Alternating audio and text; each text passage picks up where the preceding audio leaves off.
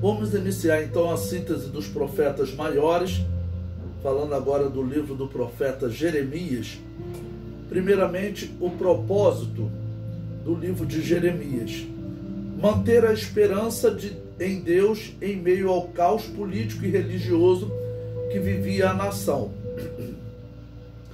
Interessante que o profeta Jeremias, nós veremos que ele começa a profetizar em um período em que Israel está tendo um pequeno despertamento, né? Israel aqui, melhor dizendo, o reino de Judá, porque as tribos do norte, elas haviam sido destruídas pelos assírios, lá pelo ano 722, e aqui nós estamos próximo do ano 626, ou seja, cerca de 100 anos depois que as tribos do norte foram destruídas, né?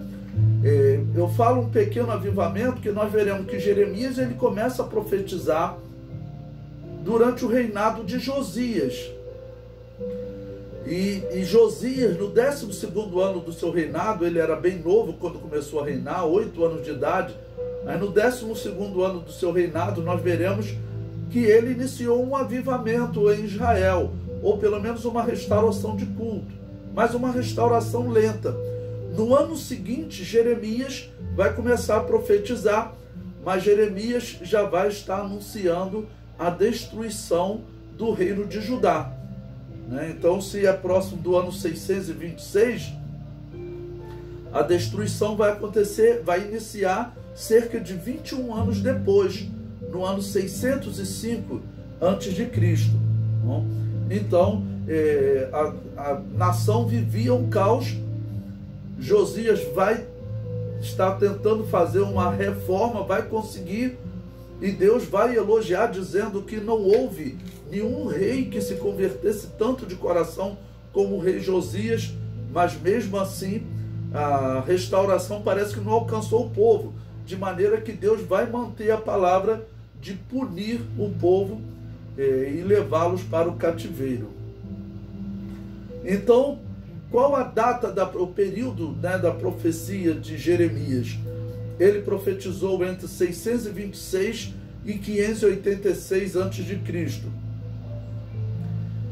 586 a.C. é assim o momento da destruição final do reino de Judá e de Jerusalém. Esse ano é exatamente o ano em que o templo é destruído, queimado, os muros também destruídos, queimados, Jerusalém é queimada, e uma grande quantidade de israelitas são levados em cativeiro, naquela que já seria a terceira leva, né? Então, por isso, a profecia começa em um período cerca de 21 anos antes do cativeiro babilônio, e entra também pelo período do cativeiro, já que no ano 605 começa o cativeiro babilônio e vai até o ano 586, esse período de destruição que muitos classificam como o pior da história de Israel. Eu não classifico como o pior da história de Israel. Por quê? Estudando a história de Israel, nós vemos que Israel sofreu muito nesse período, mas o período que Jesus profetizou que não ficaria pedra sobre pedra no templo que não fosse destruído, que se cumpriu no ano 70 e nos anos seguintes, nós veremos que esse será o pior período da história de Israel. Por quê? Porque lá nessa profecia que Jesus falou e se cumpriu, o templo é destruído, depois é construído um outro templo no lugar daquele dedicado a Júpiter, o nome de Jerusalém é alterado, os judeus são proibidos de ensinar a lei em Israel. Então aquele é, para mim, o pior período da história de Israel, tá bom? Mas muitos historiadores consideram esse aqui como o pior período da história de Israel. O autor do livro é Jeremias. Ele era descendente dos sacerdotes. Jeremias capítulo 1, versículo 1. Vamos ler esse versículo, esse texto, né? Para iniciar. Jeremias capítulo 1, versículo 1 diz: palavra de Jeremias, filho de Ilquias, dos sacerdotes que estavam em Anatote, na terra de Benjamim. então ele tinha direito ao sacerdócio, né? Já que o seu pai era sacerdote. Houve um homem nesse período chamado Ilquias, que ele aparece no livro dos Reis como um homem que estava dirigindo o avivamento juntamente com Josias, porque ele achou o livro da lei no templo, né?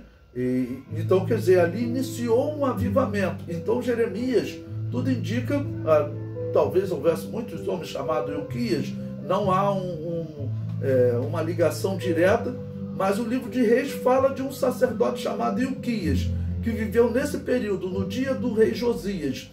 E diz também que Jeremias era filho do sacerdote Ilquias, então dá a entender que é exatamente aquele sacerdote que dirigiu o avivamento com Josias. Bom, então Jeremias era descendente dos sacerdotes, mas se destacou exercendo o ministério de profeta. A história de Jeremias nesse ponto é parecido com a história de João Batista, porque o João Batista também era sacerdote, mas ele acaba se destacando como profeta, né? Pregando no deserto e não trabalhando no templo. E Jeremias também. E ele, como sacerdote, nós veremos que vai ter um momento que Jeremias ele não pode nem entrar no templo, ele fica na porta do templo pregando o evangelho. Prosseguindo, o pai de Jeremias chamava-se Ilquias, e é provável que seja o sacerdote que encontrou o livro da lei nos dias de Josias.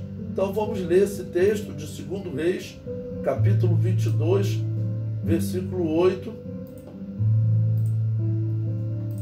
que diz: Então disse o sumo sacerdote Ilquias ao escrivão Safã: Achei o livro da lei na casa de Yahvé.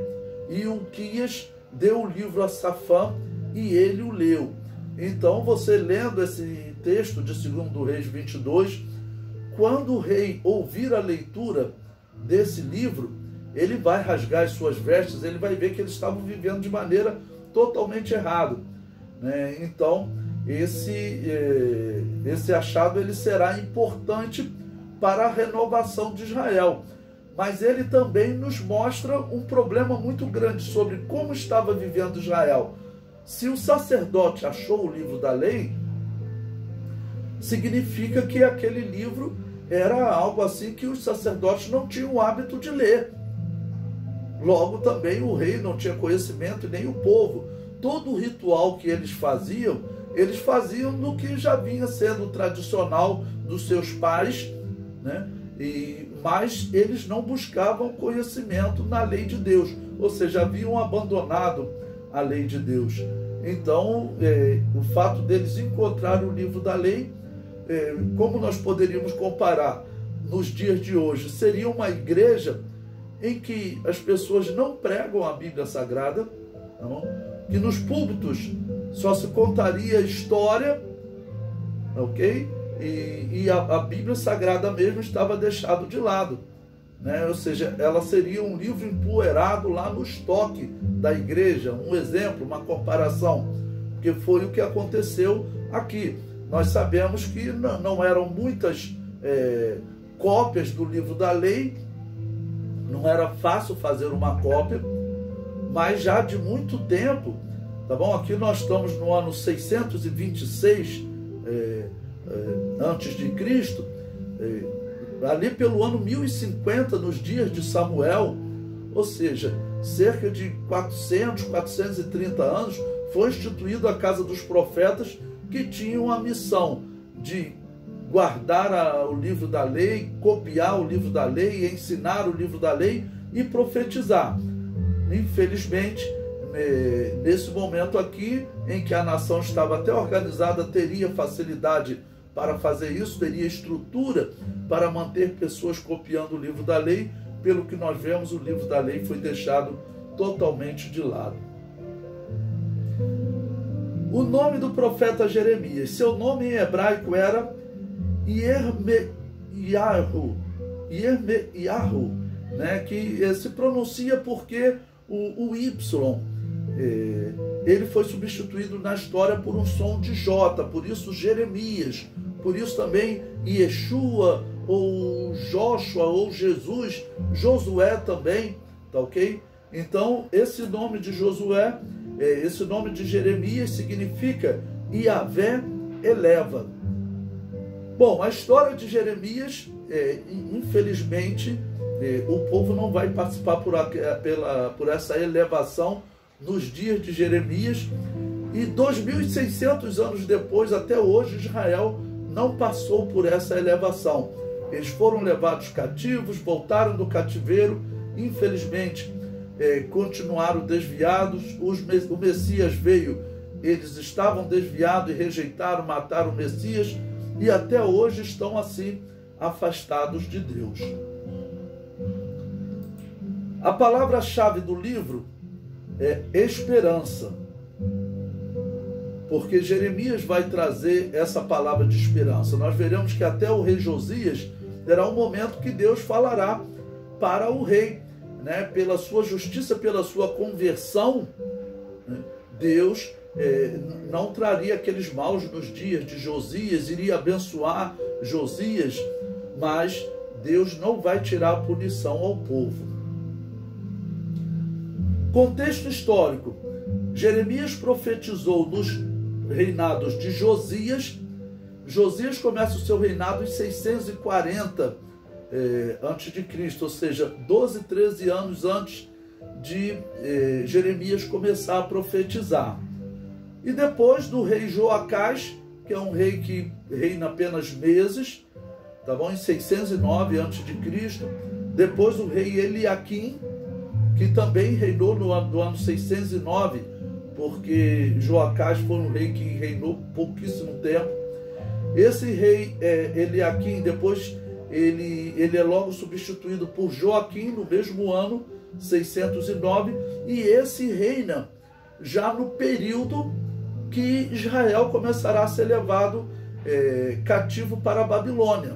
Judá, melhor dizendo, levado cativo para a Babilônia, porque ele começou a reinar em 609, e em 605 Nabucodonosor já leva alguns israelitas para a Babilônia. Daniel é levado nessa primeira leva.